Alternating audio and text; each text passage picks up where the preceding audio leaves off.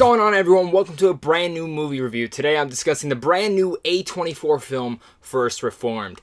Now, this is a film that I've heard some good buzz coming out of some of the film festivals. It's also directed and written by Paul Schrader, the guy who wrote Taxi Driver and Raging Bull.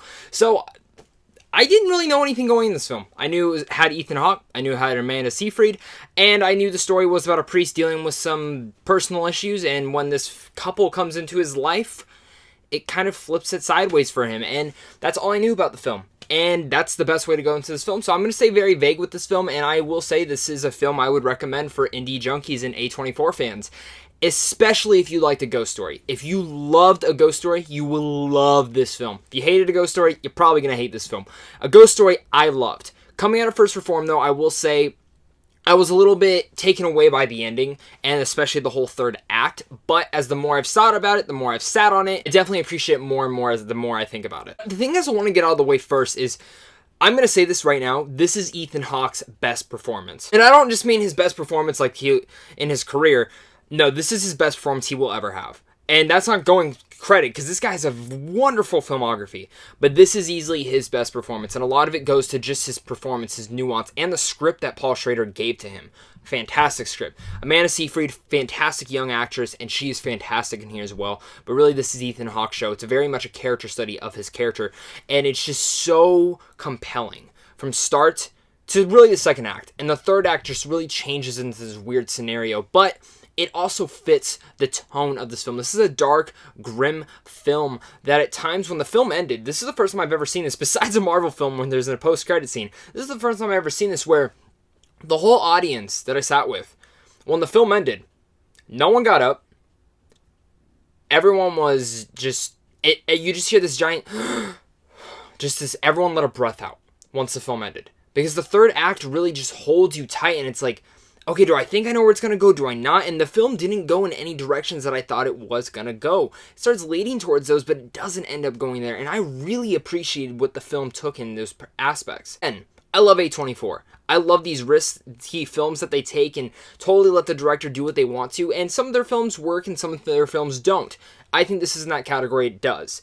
And this film is also filmed in the same aspect ratio that Ghost Story was, and it really worked for the film. It did the same thing where it pulls you into the film and does something different with the story, and the cinematography of this film is stunning. It's the same thing that a Ghost Story did with the way it would move the camera, and I appreciated that even more. I keep saying appreciated because I really do appreciate a lot of the things that they took to make this film, and I could tell just the way the film was in the dialogue and the cinematography was all pouring onto the screen. This is where I get to on this aspect of this film. This film is not for everyone.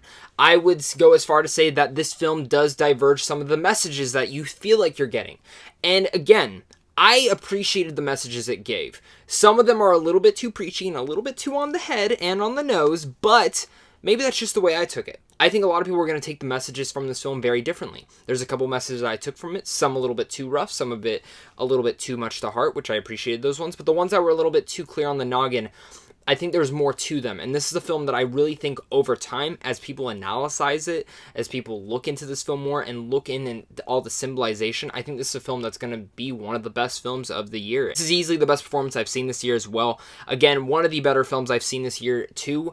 Again, I think the messages can be a little bit too preachy, at least they came off to me that way, and one other person I was talking to with the film, they said the same thing. It is a very hard film to watch. Some of the imagery in here is very shocking at moments, and this film knocked me on my ass. I haven't been knocked on my ass in a while from an indie film, and that's just, I'm lost for words, to be honest. I was lost for words. I did not know how I was going to make this review, and it's a tough film to review. With that said, Ethan Hawke gives a life-changing performance. This is his best performance to date and his best performance of his career. Amanda Seyfried proves that she is a very capable young actress, and she gives a great performance as well. Cinematography is great, great direction, great camera movements and everything. The writing is superb, and everything about First Reform is great, and just, it's one of those unique films that you get once a year, and I think just like A Ghost Story was last year, I think First Reform will be for this year. Again, message gets a little bit too preachy. I think there's some more analyzing to do within this film that I can't wait to buy it on Blu-ray and really just watch it and pick what symbolism this is and symbolism this is. So again, if these are the type of films you like, you're going to love this film. If it's not, maybe not in your wheelhouse. So again, this film is going out to a lot of different theaters. I know if you're in the Arizona area, it's in Camelview. If it's not, it's probably hitting up California and other areas as well. So I do recommend seeing this film if you're into those type of indie films. With that said, I'm going to give First Reform an A-. And I really like this film. I think I like Ghost Story a little bit more though, because I actually got the message and the symbolism through that film.